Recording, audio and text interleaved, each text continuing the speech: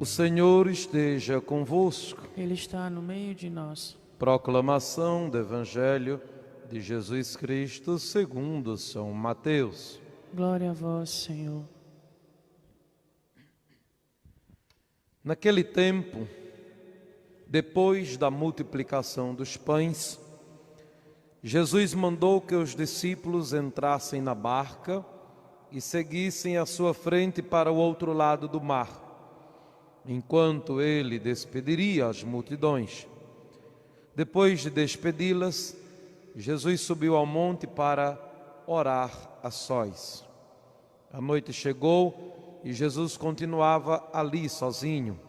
A barca, porém, já longe da terra, era agitada pelas ondas, que o vento era contrário. Pelas 3 horas da manhã, Jesus veio até os discípulos andando sobre o mar. Quando os discípulos o avistaram andando sobre o mar, ficaram apavorados e disseram: "É um fantasma", e gritaram de medo. Jesus, porém, logo lhes disse: "Coragem, sou eu, não tenhais medo." Então Pedro lhe disse: "Senhor, se és tu, manda-me ir ao teu encontro, caminhando sobre as águas." E Jesus respondeu: "Vem, Pedro." Pedro desceu da barca e começou a andar sobre a água, em direção a Jesus. Mas, quando sentiu o vento, ficou com medo e começou a afundar e gritou: "Senhor, salva-me." Jesus logo estendeu a mão, segurou Pedro e lhe disse: "Homem fraco na fé, por que duvidaste?" Assim que subiram no barco, o vento se acalmou. Os que estavam no barco prostraram-se diante dele, dizendo: "Verdadeiramente tu és o Filho de Deus."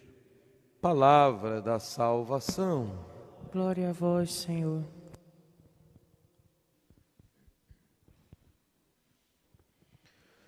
Louvado seja nosso Senhor Jesus Cristo. Para sempre seja Deus louvado. Querido povo de Deus, estimados pais, parabéns desde já pelo Dia dos Pais. Inclusive para os pais que já faleceram, estão com Deus, mas enquanto estiveram aqui na terra, certamente cumpriram sua jornada, cumpriram sua missão. Queridos irmãos e irmãs, hoje Jesus está caminhando sobre as águas.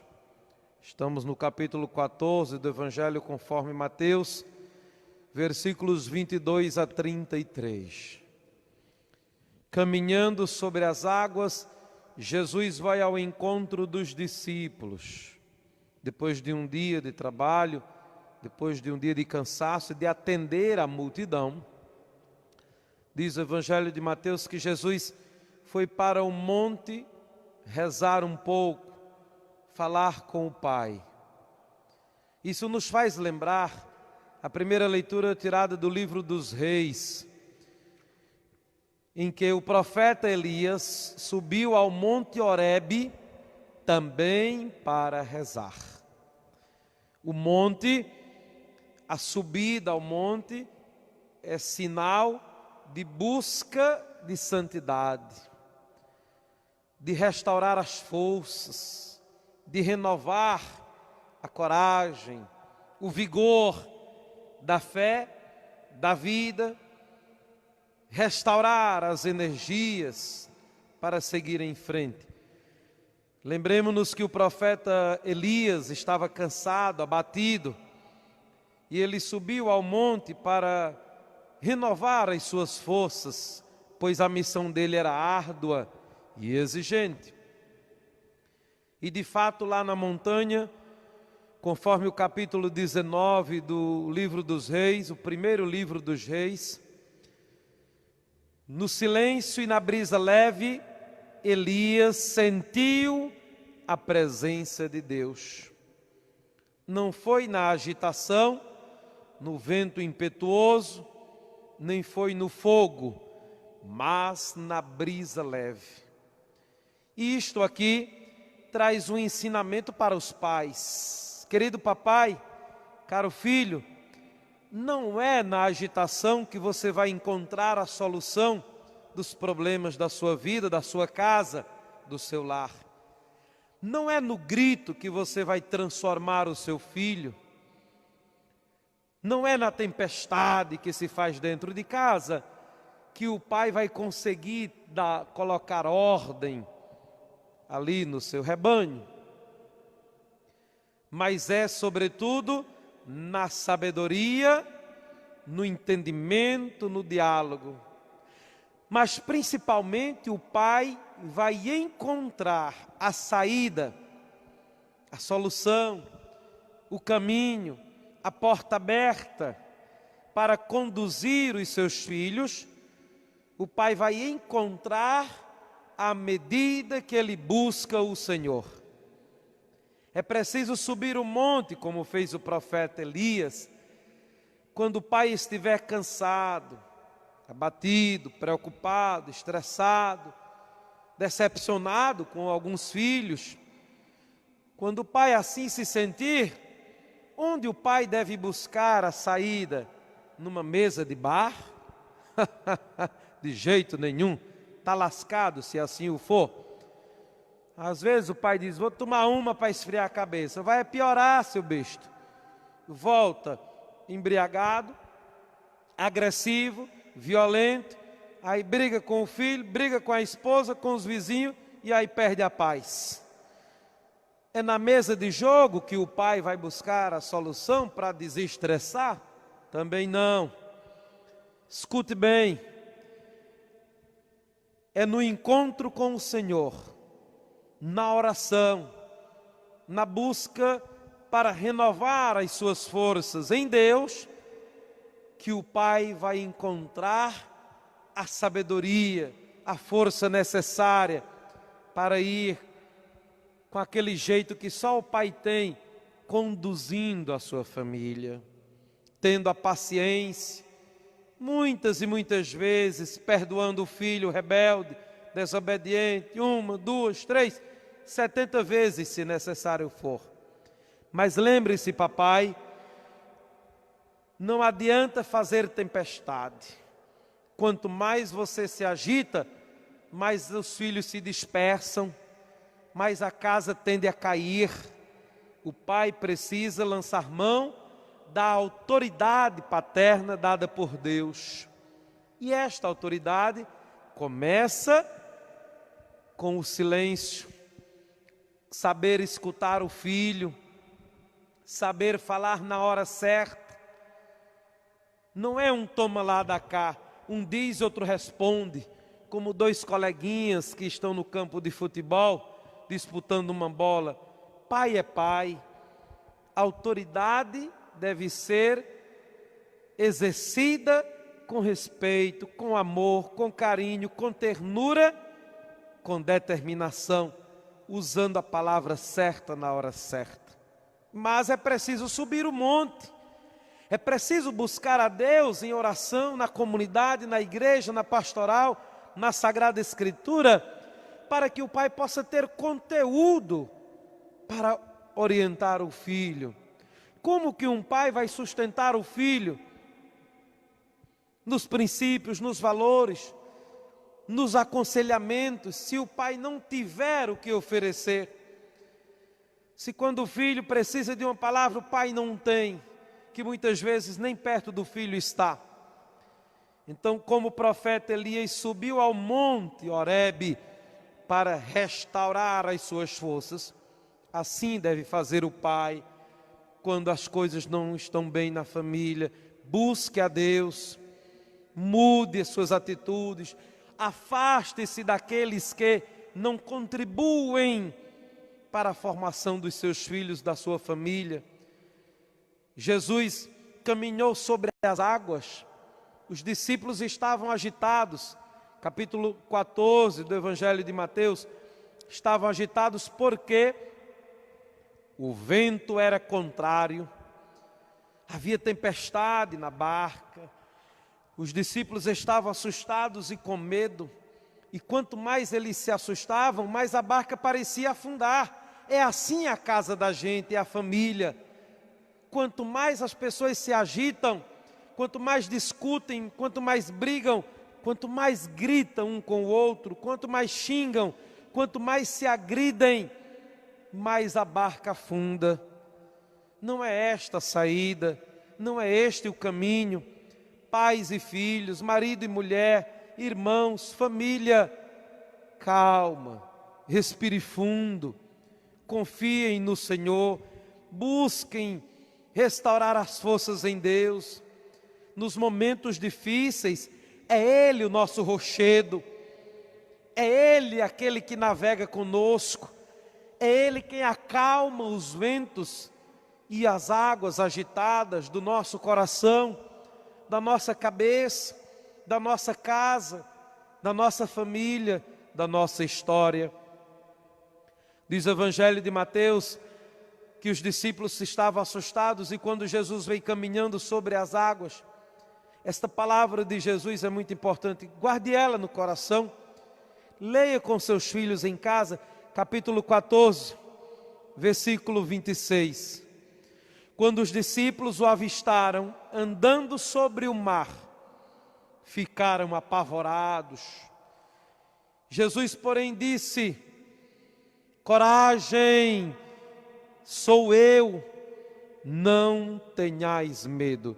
Capítulo 14 de Mateus, versículo 28.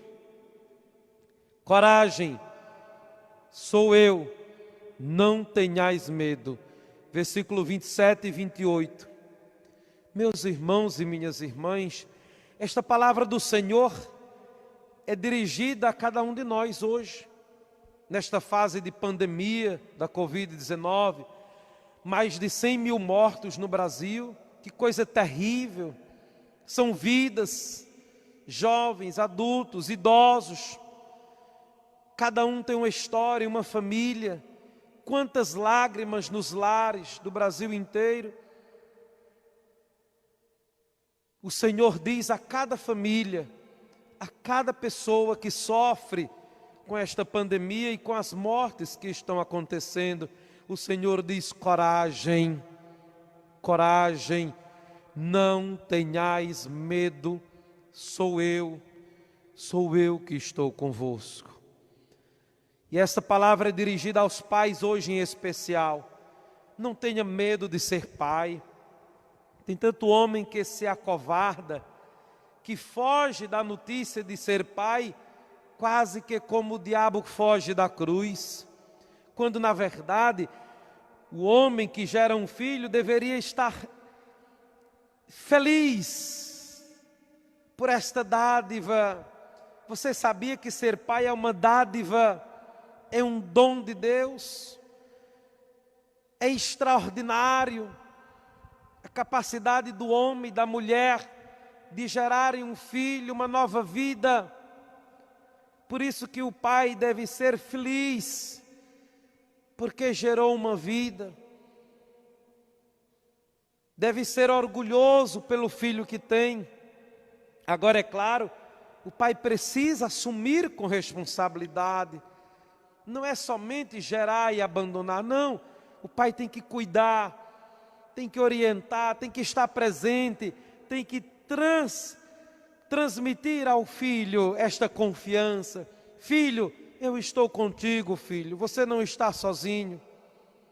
Sou eu, coragem. E de fato, tem muitos pais bacanas, sabe? Pais trabalhadores, que madrugam, que trabalham para manter os filhos, para dar o melhor, que se sacrificam. Parabéns aos pais esforçados, aos pais compreensivos, aos pais que buscam o diálogo, aos pais que buscam a Deus para oferecer Deus aos filhos. Tem muito pai bom, pai de verdade, que passam a vida inteira dedicando-se aos filhos. Que coisa linda, um pai que assume com amor a sua paternidade. Nós temos vários tipos de pais. Tem o pai biológico, aquele que gera, que cuida, que ama, que protege. Aquele que teve o milagre da vida, porque gerou uma nova vida. Tem o pai adotivo, aquele pai que acolhe como filho, aquele que por algum motivo não tinha o pai por perto.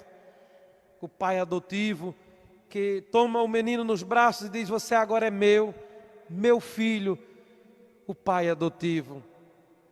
Mas tem também o pai de consideração. Você sabia? Tantos de nós, ou muitos, já tiveram pais de consideração. É aquele que é criado às vezes, ou orientado por um tio, por um padrinho. Às vezes o irmão mais velho é como se fosse aquele pai considerando, porque cuida. Às vezes é um amigo, é um professor, às vezes é o padre. É aquela pessoa que tem uma palavra para aquele jovem, para aquela criança, para aquela pessoa, e ela tem aquela consideração. Tem o pai biológico, mas tem o pai de consideração. Porque tem muitas pessoas que exercem o papel de pai, mesmo sem serem pais. E tem também o pai do coração.